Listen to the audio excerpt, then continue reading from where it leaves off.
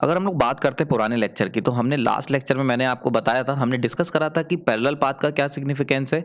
हमने ये सीखा था कि जितने नंबर ऑफ पैरेलल पाथ होंगे उतना करंट डिवाइड हो जाएगा, कैपेसिटी बढ़ाने में मदद करेगा। फिर मैंने सीखा था, फिर हमने देखा था कि बेसिकली अगर पुरानी वाइंडिंग की बात करूं तो लैप वाइंडिंग हो गई या वेव वाइंडिंग जो हम जानते हैं, पर उनके साथ एक कंस्ट्रेंट है कि उनके number of parallel path number of poles को एक्सीड नहीं कर सकते, ठीक है। पर क्वेश्चन था कि क्या हम ऐसा कोई तरीका जानते हैं कि जिससे हम ये एक्सीड कर सकें। तो वहां पे मैंने आंसर दिया था आपको मल्टीप्लेक्स, और मल्टीप्लेक्स के बारे में हमने देखा था कि वो कैसे मॉडिफाई करता है नंबर ऑफ पैरेलल पाथ को, यानी कि जो पैरेलल पाथ लैब में ए इक्वल टू पी होते थे वो ए इक्वल टू एम पी हो जाएंगे, और जो वेव में ए इक्वल टू 2 होते थे वो इक्वल टू m2 हो जाएंगे, जहां पे m क्या था, m यहाँ पे था कौन सा प्लेक्स है, यानी कि सिंप्लेक्स है, डुप्लेक्स है, ट्रिप्लेक्स है, तो वहां पे m की वैल्यू 1 2 3 वेरी हो जाएगी।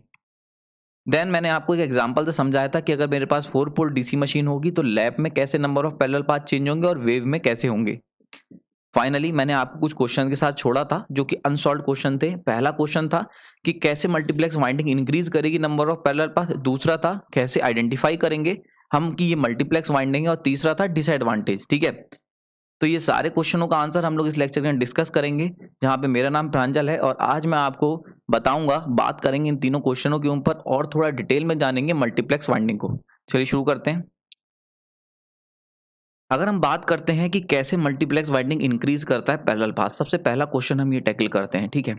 तो अगर मैं बात करूं सिंपली एक वाइंडिंग की, यानी कि हमारे पास कौन सी है, दो ब्रश लगे हुए हैं, ये है सिंप्लेक्स लैब वाइंडिंग। अगर मैं सिंप्लेक्स लैब वाइंडिंग की बात करूं तो पीले रंग की यहाँ पे जो आप देख रहे हो ये कॉइल्स हैं। तो ये कॉइल जो है ये आपस में एक ही वाइंडिंग के साथ अटैच है, यानी कि पूरी वाइंडिंग एक ब्रश से शुरू हो रही है और दूसरे ब्रश पे एंड हो रही है, ठीक। तो हम ये कह सकते हैं A equal to P equal to 2, यानी कि ये जो वाइंडिंग है लैब वाइंडिंग है। नंबर ऑफ पोल्स के बराबर होंगे इसमें पैरेलल पाथ, और कितने हैं, दो पैरेलल पाथ हमारे पास अवेलेबल है। यहाँ पे देख सकते हो, यानी कि जो करंट एंटर होगा वो सारी कॉइल्स में डिस्ट्रीब्यूट होगा, दो रास्ते हैं उसके पास अंदर जाने के, ठीक है। ब्रश के बाद का जो वायर है वो बताएगा कितने पैरेलल पाथ हैं। क्लियर हो गया। तो ये दो पैरेलल पाथ से करंट एंटर होगा आर्मेचर में, और दो ही पैरेलल पाथ से करंट वापस से बाहर आ जाएगा, ठीक है। तो आप यहाँ देख सकते हो सारी की सारी येलो कलर की जो कॉइल्स हैं वो एक ही वाइंडिंग के अंदर कनेक्टेड हैं, ठीक। नाउ अगर मैं इसको थोड़ा सा मॉडिफाई करूं और इस तरीके का स्ट्रक्चर बनाता हूं, ठीक है। नाउ यहाँ पे आप देख सकते हो ये क्या है, ऊपर वाली एक सिंप्लेक्स है और एक सिंप्लेक्स है नीचे वाली, यानी कि हमने क्या करा है, एक जो सिंप्लेक्स होती थी उसको दो सिंप्लेक्स में तोड़ दिया। यानी कि अगर मैं क्या करता हूं, same lap A equal to जिसमें नंबर ऑफ पोल्स कितने हैं, दो, अगर उसको मैं दो सिंप्लेक्स वाइंडिंग में तोड़ दूं कुछ इस तरीके से, तो आप देख सकते हो ये जो दो वाइंडिंग है ये कहलाएगी डुप्लेक्स वाइंडिंग। यानी कि डुप्लेक्स को हम क्या कह सकते हैं, डुप्लेक्स का मतलब टू इंटू सिंप्लेक्स, यानी कि डुप्लेक्स वाइंडिंग का क्या मतलब हुआ कि दो सिंप्लेक्स वाइंडिंग। समझ में आ रहा होगा। तो बेसिकली हमने क्या करा है, जो डुप्लेक्स वाइंडिंग होती है उसके अंदर सिंप्लेक्स वाइंडिंग को दो सिंप्लेक्स वाइंडिंग में तोड़ दिया जाता है, यानी कि simplex winding 1 and simplex winding 2। Clear हो रहा है यहाँ पे। तो यहाँ पे देख सकते हो नंबर ऑफ पैरेलल पाथ कितने हो गए, A equal to 2p equal to 4। अब चार कैसे हो गए जरा उसको देखो। तो ये देखो इस तरीके से यहाँ पे जो मैंने डबल करके बनाया है ये बेसिकली पैरेलल पाथ को शो कर रहा है, ठीक। तो आई होप समझ में आ रहा होगा। तो यहाँ से हम देख सकते हैं कि भाई जैसे जैसे हमने क्या करा है, हमने सिंपली जो सिंप्लेक्स वाइंडिंग सिंपल थी, सिंगल सिंप्लेक्स वाइंडिंग थी, उसे दो सिंप्लेक्स में तोड़ दिया है। यानी अगर कोई तुमसे कहता है कि डुप्लेक्स वाइंडिंग क्या होती है, तो तुम कह सकते हो डुप्लेक्स वाइंडिंग वो वाइंडिंग होती है जिसके अंदर दो सिंप्लेक्स वाइंडिंग होती है। नाउ ये दो सिंप्लेक्स वाइंडिंग आपके सामने है। यहाँ से हमने क्या सीखा कि जैसे जैसे प्लेक्स बढ़ेगा वैसे वैसे नंबर ऑफ पैरेलल पाथ बढ़ जाएंगे। कैसे बढ़ जाएंगे वो आपके सामने है। तो क्वेश्चन का आंसर मिल गया होगा कि कैसे मल्टीप्लेक्स इंक्रीज करता है पैरेलल पाथ को। वो क्या करता है, वो सिंगल वाइंडिंग को दो इंडिविजुअल या दो इंडिपेंडेंट वाइंडिंग में तोड़ देता है। अब जब दो इंडिपेंडेंट वाइंडिंग है तो आप यहाँ देख सकते हो ब्रश के बाद जो है हमारे पास चार पैरेलल पाथ आ गए। ओके, नाउ अब क्वेश्चन आता है कि पहचानेंगे कैसे। थोड़ा और जानते हैं मल्टीप्लेक्स वाइंडिंग को कि कैसे पहचानोगे कि वहां पे मल्टीप्लेक्स वाइंडिंग है। तो अगर मैं बात करता हूं, मेरे पास मल्टीप्लेक्स वाइंडिंग कुछ इस तरीके से होगी। अगर मैं ये एग्जांपल है डुप्लेक्स का, डुप्लेक्स का मतलब इसके अंदर दो इंडिविजुअल इंडिपेंडेंट सिंप्लेक्स वाइंडिंग होंगी। तो यहाँ पे हम कह सकते हैं, तो यहाँ से आप क्या बता सकते हो, दो इंडिपेंडेंट सर्किट होंगे। अब बहुत ध्यान से देखो, देखो होता क्या है, ब्रश के बाद जो हमारा सिस्टम होता है वो आर्मेचर, यानी कि ब्रश के बाद का जो पोर्शन है वो आर्मेचर को रिप्रेजेंट कर रहा है, आर्मेचर वाइंडिंग को। फॉर एग्जांपल यहाँ पे ब्रश लगा हुआ है, तो ये वाला जो पूरा पोर्शन है यहाँ से इसके आगे का, यानी कि ये वाला जो पूरा पोर्शन है ये हमारा कम्यूटेटर प्लस कम्यूटेटर है प्लस आपका आर्मेचर वाइंडिंग को रिप्रेजेंट कर रहा है। तो यहाँ से भी देख सकते हो, यानी कि एक कम्यूटेटर है यहाँ पे, ये क्या है, आर्मेचर वाइंडिंग। तो देखो हम देख सकते हैं यहाँ से क्लियर है कि आर्मेचर वाइंडिंग ब्रश के बाद शुरू होती है, ठीक, ये हम सब पता है। ये स्टेशनरी है, ओके। तो देखो ये पूरा सर्किट देख लो और ये पूरा सर्किट देख लो, ये क्या है, इंडिपेंडेंट सर्किट है, यानी कि इनका आपस में किसी भी तरीके का कोई भी कनेक्शन नहीं है। सिंपली समझ में आ गया। तो अगर आप कहीं पे भी वाइंडिंग देखते हो जिसके अंदर जो आर्मेचर है उसके ऊपर दो तरीके की वाइंडिंग, दो वाइंडिंग की हुई है और वो दोनों वाइंडिंग आपस में कनेक्ट नहीं है आर्मेचर से ब्रश से पहले, ठीक है, तो वो सारा सर्किट जो होता है वो मल्टीप्लेक्स वाइंडिंग को रिप्रेजेंट करता है। इसको मैं ऐसे भी बता सकता हूँ कि आर्मेचर है, एक वाइंडिंग मैंने ये कर दी और दूसरी वाइंडिंग ये करी हुई है आर्मेचर पे, जिसमें दो इंडिपेंडेंट पैरेलल सर्किट आपके सामने हैं, जैसा कि हमने सीखा। अब देखो इसमें क्या है, ये सिंप्लेक्स 1 हो गई, एक सिंप्लेक्स 2 हो गई, लेकिन आपस में ये क्या है, इंडिपेंडेंट है। नाउ इंपॉर्टेंट लर्निंग क्या आया कि अगर हम मल्टीप्लेक्सिंग की बात करते हैं तो मल्टीप्लेक्सिंग ये बताता है कि कितने independent, number of independent clause winding circuit होंगे सेम आर्मेचर में, कि कितनी ऐसी क्लोज वाइंडिंग है आर्मेचर के ऊपर, ठीक। तो अगर सिंप्लेक्स की बात करें तो सिंप्लेक्स का मतलब क्या हुआ कि जितनी भी कॉइल्स होंगी वो एक क्लोज वाइंडिंग के अंदर वाउंड अप होंगी, ठीक है। वहीं पे जैसे कि ये हो गया, देखो सारी की सारी वाइंड कॉइल्स जो हैं, येलो कलर की आपकी कॉइल्स हैं, तो सारी की सारी कॉइल जो हैं वो एक ही वाइंडिंग लूप में कनेक्टेड है।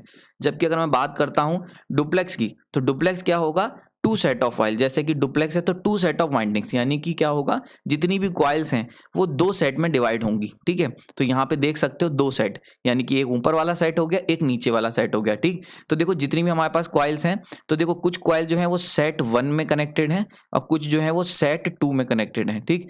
तो यानी कि डुप्लेक्स का मतलब क्या हुआ कि जितनी भी कॉइल्स हैं वो दो सेपरेट सेट में कनेक्ट होंगी। इंपॉर्टेंट वर्ड यहाँ पे है सेपरेट क्लोज वाइंडिंग। देखो ये क्लोज वाइंडिंग है, this is close winding 1, close winding 1 and this is close winding 2। तो देखो दोनों वाइंडिंग क्लोज वाइंडिंग 2, ठीक। तो डुप्लेक्स का मतलब क्या हुआ, टू सेट ऑफ कॉइल्स हैं, मतलब जो टू सेट ऑफ वाइंडिंग्स हैं जिसमें सारी कॉइल्स कनेक्टेड हैं, ठीक। देखो ये जो मैं आपको इन्फॉर्मेशन दे रहा हूँ, बहुत सारी चीज़ें रिसर्च करने के बाद, पढ़ने के बाद मैंने आपके लिए लेक्चर तैयार किया है। जब भी आप किसी एक बुक में ये सारी चीज़ें आपको मिल पाना बहुत मुश्किल है। मैंने अपना बेस्ट एफर्ट किया है कि मैं आपको समझा सकूँ, क्योंकि ये थोड़ा सा कॉन्सेप्चुअल कॉन्सेप्ट है और जल्दी बुक्स में मिलता नहीं है, कोर्स में भी बहुत कम पूछा जाता है, पर आपको पता होना चाहिए। मेरे पास बहुत सारे क्वेश्चन आप करते थे, आपके क्वेश्चन बहुत सारे मेरे पास आए हुए हैं, तो उनका सॉल्व करने के लिए ये बेसिकली एक क्वेश्चंस था जो बहुत सारे लोगों ने मुझसे पूछे थे, उनके आंसर के तौर पे मैंने इस लेक्चर को तैयार किया है। तो ये लेक्चर आई होप आपके लिए बहुत ज़्यादा हेल्पफुल होगा और इसमें मैंने आपको इस लेक्चर को पढ़ने के बाद कहीं और जाने की ज़रूरत नहीं होगी। लगभग आपको क्लियर करने की कोशिश मैंने की है। आगे चलते हैं। नाउ ये एग्जांपल था जैसे मैंने बताया था। इंपॉर्टेंट चीज, मल्टीप्लेक्सिंग क्या डिसाइड करती है, ये डिसाइड करती है total number of possible part two enter in armature, ठीक है। यानी कि मल्टीप्लेक्सिंग आपको बेसिकली ये बताती है कि कितने नंबर ऑफ इंडिपेंडेंट पाथ हैं, कितने रास्ते हैं जिससे हम आर्मेचर के अंदर एंटर कर सकते हैं, ठीक है। क्लियर हो गया यहाँ पे, ये चीज यहाँ से हमें मल्टीप्लेक्स से पता चलेगी। ओके, डिसएडवांटेज, सारी चीजें हमने सीख ली। हमने ये भी सीख लिया कि क्या होता है मल्टीप्लेक्सिंग, हमने ये भी सीख लिया दिखती कैसे है, पहचानेंगे कैसे, कैसे नंबर ऑफ पैरेलल पाथ बढ़ रहे हैं, ये सारी चीजें सीख ली अब तक। अब आता है डिसएडवांटेज, क्यों यूज नहीं करना है। तो देखो मल्टीप्लेक्सिंग से हमने क्या सीखा, मल्टीप्लेक्सिंग का सिंपल कॉन्सेप्ट है कि पैरेलल पाथ बढ़ेंगे, यानी कि मल्टीप्लेक्सिंग वहां यूज करोगे, मल्टीप्लेक्स वाइंडिंग, जहां पे आपको नंबर ऑफ पैरेलल पाथ चाहिए। अब सबसे इंपॉर्टेंट चीज, अगर पैरेलल पाथ बढ़ेंगे तो कैपेसिटी बढ़ेगी लेकिन वोल्टेज रिड्यूस हो जाएगा। ये चीज मैंने आपको लैब वाइंडिंग में भी बताई थी, जब आपको लैब वाइंडिंग मैंने पढ़ाया था कि नंबर ऑफ पैरेलल पाथ अगर आप बढ़ाते हो तो करंट तो बढ़ता है, करंट कैपेसिटी बढ़ जाती है क्योंकि नंबर ऑफ पैरेलल पाथ हैं, लेकिन वहां पे वोल्टेज जो होता है वो कम हो जाता है, क्योंकि वोल्टेज पैरेलल सर्किट में सेम रहेगा, तो हमारे पास कम कॉइल्स होंगी वोल्टेज एड अप करने के लिए। तो इससे क्या होगा, वोल्टेज जो होगा वो रिड्यूस हो जाएगा, कैपेसिटी बढ़ेगी पर वोल्टेज रिड्यूस हो जाएगा। दूसरा, नंबर ऑफ पैरेलल पाथ अगर बढ़ाओगे तो कार्बन ब्रश रिक्वायर्ड जो होगी, रिक्वायरमेंट बढ़ जाएगी। ये चीज बड़ी इंपॉर्टेंट है। अगर हम बात करते हैं, आपने देखा होगा, ये चीज आपको पता होनी चाहिए कि जितने ब्रश, जितने पैरेलल पाथ उतने ब्रश। अगर मैं लैब की बात करता हूं तो लैब में भी नंबर ऑफ पैरेलल पाथ जितने होते हैं उतने ब्रश। वेव में 2 की जरूरत होती है अगर सिंप्लेक्स है। तो अब क्योंकि तुम नंबर ऑफ पैरेलल पाथ बढ़ा रहे हो, तो नंबर ऑफ पैरेलल पाथ का मतलब नंबर ऑफ ब्रश भी बढ़ा रहे होगे। इसको यहाँ पे हम सीख भी सकते हैं, क्योंकि number of brush equal to number of parallel path के बराबर होता है। अगर एग्जांपल दूं तो देखो आप यहां से देख सकते हो, ये चीज आपने सीखी थी। अगर हम बात करते हैं सिंप्लेक्स, ये पीछे का डायग्राम है, अगर सिंप्लेक्स की बात करो तो देखो 2 ब्रश में काम हो गया। लेकिन अगर डुप्लेक्स करोगे तो नंबर ऑफ पैरेलल पाथ 4 हुए हैं, तो आप देख सकते हो ब्रश भी 4 हो जाएंगे, ठीक है। 2 ब्रश एंटर के लिए और 2 आउटलेट के लिए, तो number of brush equal to number of parallel path. तो जैसे जैसे वाइंडिंग मल्टीप्लेक्स करते जाओगे, ट्रिप्लेक्स करोगे तो नंबर ऑफ पैरेलल पाथ अगर 6 हो गए तो यहाँ पे नंबर ऑफ ब्रश भी 6 हो जाएँगे, ठीक है? तो जैसे-जैसे आप क्या करोगे मल्टीप्लेक्सिंग करते जाओगे वैसे-वैसे नंबर ऑफ पैरेलल पाथ बढ़ेंगे और ये 2 समस्याएँ आएँगी। वोल्टेज कम होता चला जाएगा जो जनरेट हो रहा है और जो ब्रशेज़ हैं वो बढ़ते चले जाएँगे, ठीक है? तो ये है मेन डिसएडवांटेज यानी कि आपको इकोनॉमिक फैक्टर का भी थोड़ा-सा ध्यान रखना पड़ेगा, ओके? तो आई होप ये लेक्चर यहाँ पे खत्म करता हूँ मैं। यहाँ पे मल्टीप्लेक्सिंग के ऊपर बेसिकली 2 पार्ट में मैंने इसको कवर करने की कोशिश करी थी। मल्टीप्लेक्सिंग 1 में मैंने आपको बेसिक बताया था, 2 में हमने थोड़ा-सा डिटेल देखा और वो जो 3 इंपॉर्टेंट क्वेश्चन थे उनको आइडेंटिफाई करने की कोशिश करी कि कैसे वो तीनों क्वेश्चनों के आंसर आई होप आपको समझ में आ गए होंगे। अगर आपके मन में अब भी कोई डाउट है मल्टीप्लेक्सिंग को लेके तो कमेंट सेक्शन बता सकते हैं। अगर काफ़ी लोगों को डाउट होगा तो मैं आपका वो क्वेश्चन सॉल्व करने के लिए एक नया वीडियो बनाऊँगा। अगर आपका डाउट बहुत इंपॉर्टेंट होगा तो भी मैं आपके लिए एक वीडियो बनाऊँगा। मैं अपना बेस्ट दे रहा हूँ ताकि आप लोग सीख सकें। फ्री एजुकेशन है। कोशिश मेरी ये है कि टेक्निकल एजुकेशन इलेक्ट्रिकल की जो है वो सभी के पास फ्री में पहुँच सके और मैं अपना बेस्ट हमेशा देने की कोशिश करता हूँ। अगर आपको वीडियो पसंद आया तो लाइक कर सकते हैं। आपने अपना कीमती समय दिया उसके लिए धन्यवाद।